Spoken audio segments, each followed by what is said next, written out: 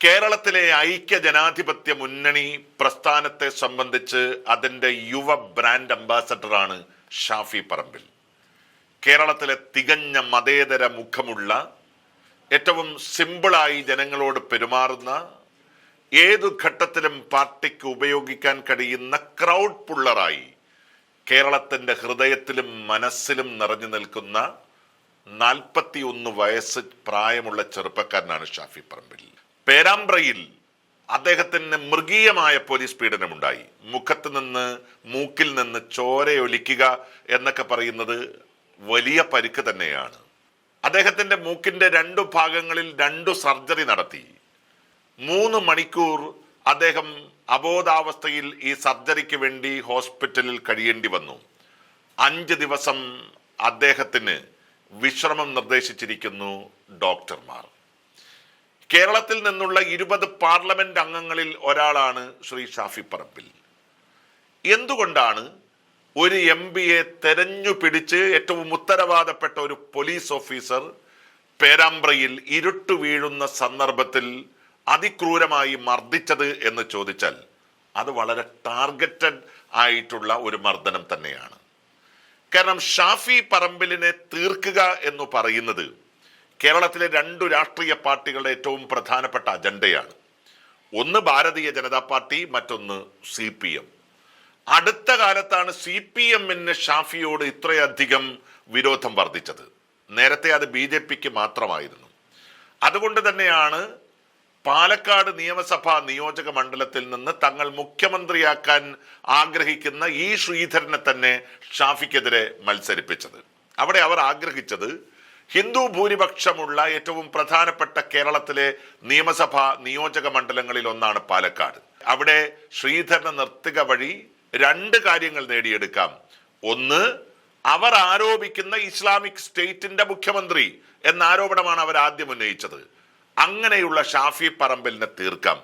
മറ്റൊന്ന്, ശ്രീധരനെ അവിടെ നിന്ന് വിജയിപ്പിച്ചെടുക്കാം എന്നുള്ളതാണ്. പക്ഷെ 2ഉം പാലക്കാട്ടിന്റെ മണ്ണിൽ പരാജയപ്പെട്ടതോടുകൂടി BJPയുടെ ഹാലിളകി.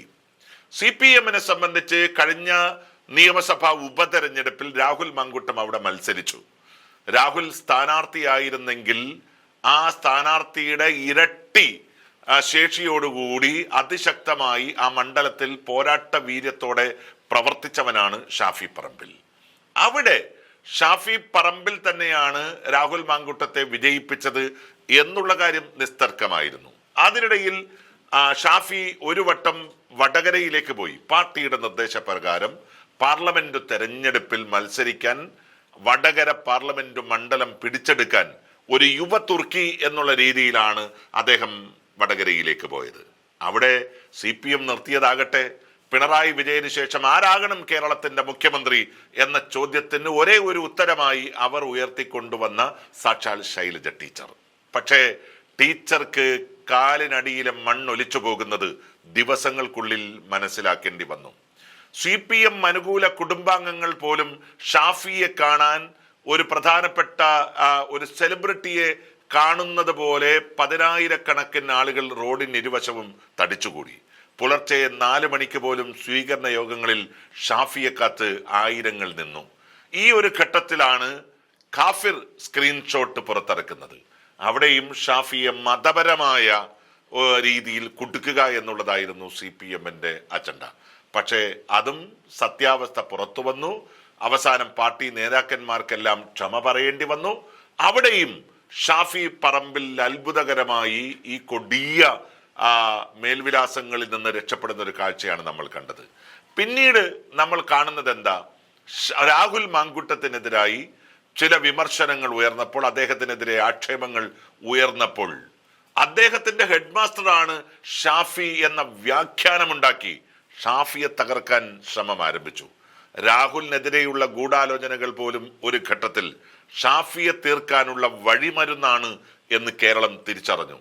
CPMന്റെ സമുന്നതനായ നേതാവ്, CPM ജില്ലാ സെക്രട്ടറി പാലക്കാട്ട്, അദ്ദേഹം തന്നെ പ്രസ്താവന നടത്തി. വളരെ അശ്ലീലപരമായ പ്രസ്താവന ഷാഫിക്കെതിരെ നടത്തി. അവിടെയും ഷാഫിയെ പിന്തുണയ്ക്കുന്ന കോൺഗ്രസിന്റെ നേതാക്കന്മാർ അദ്ദേഹത്തിനെതിരെ പരാതി നൽകി. CPM നേതൃത്വം തന്നെ അതിൽ നിന്ന് പിൻവാങ്ങുന്ന ദയനീയമായ കാഴ്ച നമ്മൾ പാലക്കാട്ടിന്റെ മണ്ണിൽ കണ്ടു. അങ്ങനെ തുടർച്ചയായി ഒരു മനുഷ്യനെ രാഷ്ട്രീയപരമായി സാമൂഹ്യപരമായി ഇല്ലായ്മ ചെയ്യാനുള്ള ശ്രമം CPM-ഉം BJP-യും നടത്തിക്കൊണ്ടിരിക്കുന്നതിൻ്റെ ഏറ്റവും അവസാനത്തെ നിദർശനമാണ് ഇപ്പോൾ പേരാമ്പ്രയിൽ നമ്മൾ കണ്ടത്. ആ പേരാമ്പ്രയിൽ വെച്ച് പോലീസിന്റെ ഉത്തരവാദപ്പെട്ട ഒരു ഉദ്യോഗസ്ഥൻ തന്നെ ഷാഫി പറമ്പിലിനെ നേരിട്ട് തലക്കടിക്കുന്ന, അതുപോലെ തന്നെ അദ്ദേഹത്തിന്റെ ചുമലിലടിക്കുന്ന, അദ്ദേഹത്തിന്റെ മുഖത്ത് പരിക്കു പറ്റുന്ന രീതിയിൽ ഉന്തും തള്ളും ഉണ്ടാക്കുന്ന കാഴ്ച വളരെ ആശങ്കയോടുകൂടിയല്ലാതെ കേരളത്തിന് കാണാൻ വേണ്ടി കഴിയില്ല. ഈ കാഴ്ച കേരളത്തിന്റെ അപകടകരമായിട്ടുള്ള ഒരു സൂചന തന്നെയാണ്.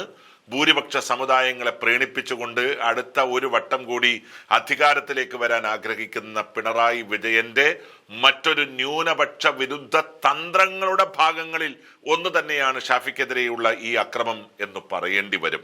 പക്ഷേ കേരളം എല്ലാ കാലഘട്ടത്തിലും പിണറായി വിജയന്റെ നവോത്ഥാനത്തിൽ വിശ്വസിക്കുന്ന ഒരു സ്റ്റേറ്റ് അല്ല.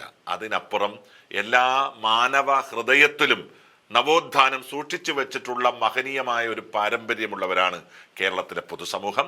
ആ സമൂഹം ഇതെല്ലാം തിരിച്ചറിയുകയാണ്. ഷാഫി വീണ്ടും ശക്തനായി കേരളത്തിന്റെ പൊതുപ്രവർത്തന മണ്ഡലത്തിലേക്ക് തിരിച്ചു വരുമ്പോൾ അതിനെ തടയിടാൻ ഒരിക്കലും കഴിയാത്ത രീതിയിൽ ജീർണിച്ചിട്ടുള്ള ഒരവസ്ഥയിലേക്ക് കേരളത്തിലെ CPM-ഉം അവരുടെ പോലീസും നിലയുറപ്പിക്കും എന്ന് തന്നെയാണ് നമ്മൾ കരുതുന്നത്.